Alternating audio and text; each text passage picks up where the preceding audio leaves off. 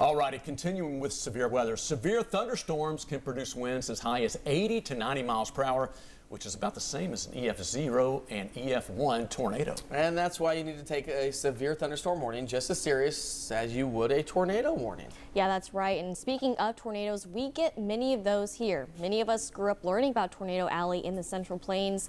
However, we have one right here in the southeast. So spring is the most common time of year for tornadoes in East Tennessee. So that's March, April, and May, accounting for 73% of our tornadoes by month. Yep, and then we also have a secondary severe weather season in the fall when cold fronts come sweeping through the region. But it's important to note that we can have tornadoes in all months of the year. Right, so yeah, that was the spring secondary in November. Now we're looking at the most common time of day for tornadoes in East Tennessee, and that is between 4 to 9 p.m. As you can see from this chart, this graph, it shows that many tornadoes actually occur after dark. Yeah, we have full heating by that point as well. So now let's talk about the strength. The intensity of a tornado is rated using the enhanced Fujita, or rather EF scale. This estimates wind speeds based on damage caused actually by the tornado. So an EF0 is the weakest, but really there's no weak tornado. And the rarest is an EFI, and it's the strongest with winds over 200 miles per hour. So as you can see from the chart, there has never been an EF5 recorded right here in East Tennessee. Definitely some good news there. But now let's talk about which counties in East Tennessee typically see more tornadoes and why. All right, Todd, take it away. Okay, yeah, let's talk about where do most of the tornadoes occur in East Tennessee. Two main areas: Southern Valley, including McMinn County, also parts of Monroe County, and the Cumberland Plateau, including Cumberland and Fentress counties. These areas see most of the tornadoes. Why is that? Let's start in the Southern Valley. Southern Valley has a wider opening, greater land area. The mouth of the Southern Valley is wider down toward McMinn and Monroe County, so it's a more favored area for storms to form and stay on the ground. So the Southern Valley, number one. Number two, the Cumberland Plateau. By definition, it's flatter on top. So storms that get up and onto the plateau can stay on the plateau. Where you have flatter land areas, that's where tornadoes typically like to form, as opposed to the up and down ridges. And that's what we typically see in a minimum case of tornadoes, not many at all, from Campbell County, Union, into Upper East Tennessee. As far as the Central Valley, Knox and Blount counties, 15 tornadoes over the last 72 years, and also Greene County, a little bit more of a higher tornado frequency due to the favored land area. So look at the topography, the favored land areas. That's where we typically see more tornadoes, the Southern Valley and the Cumberland Plateau. And here's some good news. Most homes in Tennessee are built to withstand an EF0 and most EF1 tornadoes. So 92% of tornadoes in East Tennessee are EF2 or lower. Which means that you have a good chance of surviving one of these twisters if you take action when a warning is issued and go to your safe place. So here's Todd to demonstrate it. Hey, pretty nice day outside today, but let's talk about when severe weather threatens. Do you have a severe weather safety plan? Do you know where your safe place is in your home? Let's talk about that. We're going to examine where are the best places to be in your home or business to take cover when severe weather threatens. Okay, so we're relaxing in our home and get a severe weather alert on our 10 News weather app. I need to take cover, take action, and go to our safe place. So let's talk about that. Here I am in the den.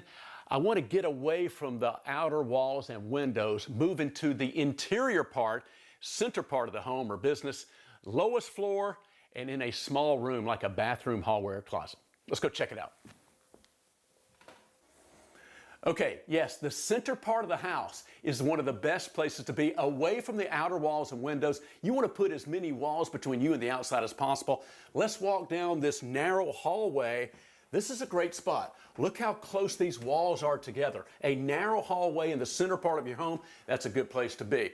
A bathroom, small interior bathroom with no windows. The walls are close together. This is an excellent spot. Also, a closet in the center part of your home. Again, doesn't matter how big it is, another good spot to be. You want to put as many walls around you as possible. So bathroom, hallway, closet. These are all great places to be in the center part of your home. However, there's one more area that's the best place to be. Let's check it out.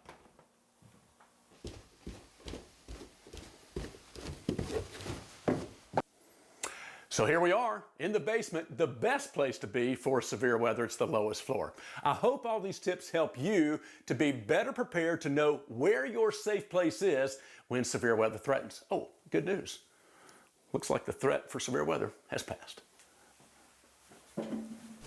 Great news right there. Thanks, Todd, for that. All right, so the best time to figure out where your safe place is in your home is, of course, right now. Besides knowing where to go when you are at home, make sure that you know exactly where to go. A safe place is when you're at work, and that your kids know where a safe place is at school. But of course, if your kids are ever home alone, they need to know exactly where to be when they're by themselves as well. Yeah, that's right. And speaking of knowing when the storms are approaching is also important. Yeah, you need to know what county you live in and be able to find yourself on a map. Here's Mike to explain. All right, let's talk maps for just a moment, because as we get into severe weather season, it is important to know where you live on a map like this. This is what we do every day. We present maps just like this to you, but we want you to know exactly where you live, because during severe weather, or any time of the year, it's important to know where you live on a map, because when severe weather moves in from the west or southwest, you need to know the counties that are leading up to you. Let me explain for a second. So we had the cities, and here are the counties around East Tennessee. Let's take Knox County, for example, and say Knoxville, right there in the downtown area. If you live within Knox County, know exactly where you live to downtown. Are you north or south of it?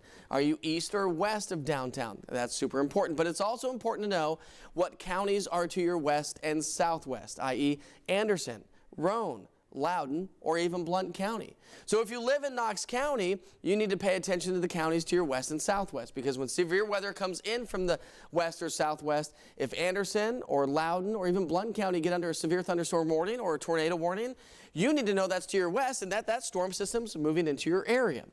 Let's recap and try again, okay? We'll take you to Morristown. Let's talk about Hamblen County. If you live in Morristown or the Hamblen County area, you need to pay attention to Granger, Union, Knox, Jefferson, Sevier, or maybe even Cott County at the greatest. Because if a severe thunderstorm warning or tornado warning is in Knox County, the storm system is likely pushing its way to the east to northeast. So Jefferson and then Hamblen County would be next. Again, it's super important this time of year as we go into severe weather season to not only know where you live on a map, but know where you live within the county on the map itself. We'll have more information online at WBIR.com. Now, with all of this in mind, it's also important to know the difference between a watch and a warning. Yeah, that's right. A watch means that conditions are favorable for the development of severe weather. Now, the Storm Prediction Center is usually issuing a watch well before the storms arrive. Right. It will likely be in effect for 4 to 8 hours and will generally cover a larger area. All right, so this is the time that you should remain alert and pay attention to the changing weather conditions in case a warning is issued. A warning is issued when severe weather is imminent or occurring.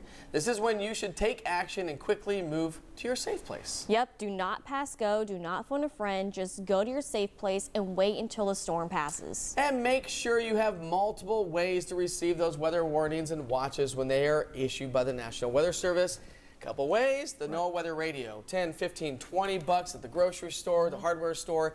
It's the voice of the National Weather Service. Right. When you're not paying attention, you program it once and it stays silent. But of course, Tavian, we all have cell phones. Absolutely. There's the emergency alert system, which runs across the bottom of your screen on your TV, and of course the wireless emergency alerts that can go off on your cell phone when a warning has been issued. You just have to make sure you have those alerts turned on under your settings. Yeah, and speaking of receiving alerts to your phone, a great way is to do so by downloading the 10 News app.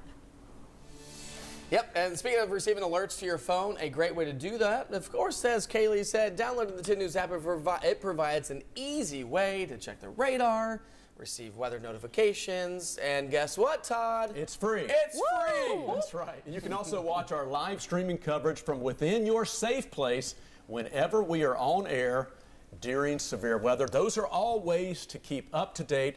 Again, the 10 News app, it's free. You can go to the store, download it, and online, everything you need right there. And I'm going to tag on to that a little bit and say, make sure that you turn your notifications on your phone on. No, do or not if you're disturb. joining us on Twitter, here's another thing I always say on Twitter. Twitter has a little bell. If you follow us at WBIR Weather, we issue, when the National Weather Service issues watches or warnings, that instantly gets sent to our Twitter account. So if you follow us, you get that information. info. So turn on the bell when severe weather hits our area.